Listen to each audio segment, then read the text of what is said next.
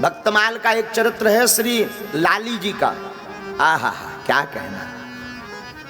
तुम बिन कौन हमारो हमारो, तुम बिन कौन हमारो। हरि जी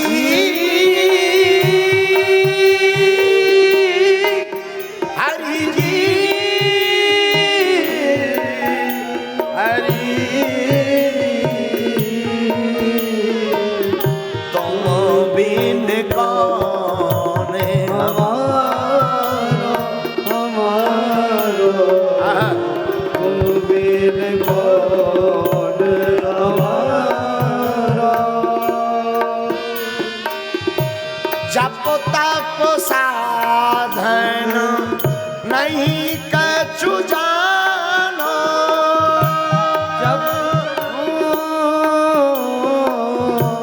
जब तप साधन नहीं कछु जानो। नहीं जानो मैं पूजा, नहीं जानो मैं पूजा। तुम बिन कौन लाज है बचैया, तुम बिन कौन लाज है बचैया। पार उतारो उतारो, पार उतारो उतारो, तुम बिन कौन हमारो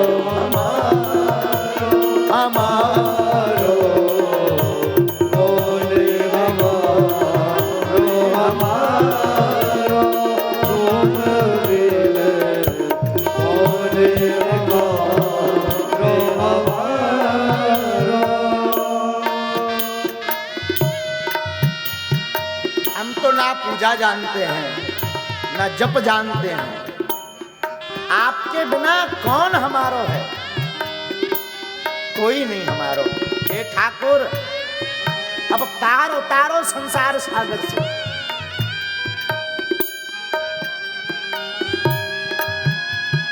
राजस्थान के एक संत श्री लाली जी, बड़े उच्च कोटि के महात्मा, आप बड़े संत भक्त थे।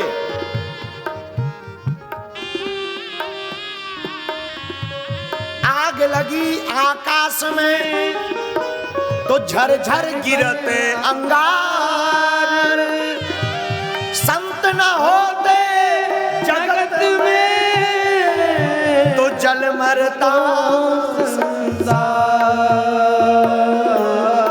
हाँ, तुम बिन कौन हमारो, तुम बिन कौन हमारो, तुम बिन कौन हमारो, तुम बिन कौन हमारो। राजस्थान की परम भक्तनी संत साध्वी श्री लाली जी। आहा, लाली जी इतनी भगवत भक्त थी, इतनी भगवत भक्त थी, क्या कहना भैया। अरे राम राम राम, इनका संतों में इतना जुड़ाव था। आहा हा, संत घर पर आ जाए, आज के दिवस की मैं जाऊं बलहारा, घर में लीपें, घर में दीपक प्रज्वलित करवें। आहा, संतों की आरती उतारवें, प्रसाद अपने हाथों से बना करके संतों को प्रसादी पवावें। और जिस दिन घर में संत ना आवे, ये भोजन नहीं करती ना। सत्य घटना सुना रहे हैं आपको, 40 साल पहले की। भोजन नहीं करती जब तक संत घर पर प्रसाद ना पा जाए। संत प्रसाद पावे तभी ये उनकी शीत प्रसादी लेकर के पावे। एक बार 3 दिन हो गए, एक भी संत न आए। भूखी रहने लगी, शरीर बड़ा कमजोर हो गया। तो पति नाराज हो गए, अरे बड़ी धूर्त है, खा ले, हमको ही संत मान।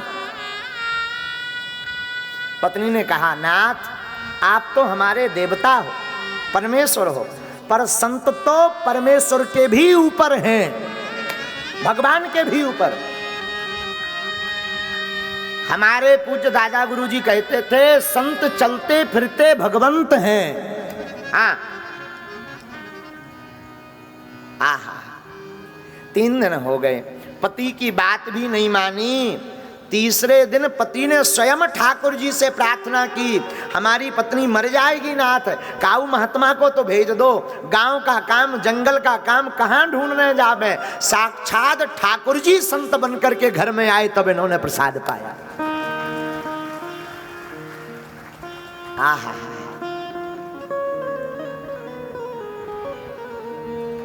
एक बार इनका बड़ा बेटा मर गया, बड़ी विचित्र घटना घटी। बड़ा बालक था, वो मर गया। मर गया तो 100 को रखकर ये रो रही थी। इतने में महात्मा आ गए, इतने में ही महात्मा आ गए। अब घटना देखना साहब, सत्य घटना। बेटा मरा पड़ा है, सब रो रहे हैं, और इन्होंने संतों को देखा, तुरंत दौड़ी दौड़ी गई। आज के दिवस की मैं जाऊं बलिहारा, मेरे घर आयो राजा राम जी को प्यारा। मेरे घर आयो राजा राम जी का प्यारा। तो गीत गाने लगी, रिझाने लगी संतों को, बाबरी बन गई। गांव वाले सब कोसने लगे, अरे तू बाबरी है, अरे तू पागल है, देख तेरा बेटा मरा पड़ा है और तू संतों का स्वागत कर रही है। संतों को कुछ पता नहीं, इसने सौ लिया, कपड़े में ढांक कर कमरे में जाकर छिपा दिया। हाथ पांव धोए, भगवान आप आज्ञा करो तो प्रसाद आप बनाओगे कि मैं बनाऊं। इसका पति आ गया, मारे क्रोध के पत्नी को मारने लगा। तू बाबरी है, मूर्ख है, बेटा मरा पड़ा, तुम प्रसाद पवा रही संतों को। पता है क्या कह रही थी? श्री लाली जी परम भक्तिनी कह रही थी, स्वामी जीना मरना तो ये लगा रहेगा, जीना मरना तो क्या, आना जाना तो संसार का काम है, पर संत की सेवा बार बार नहीं मिलती है।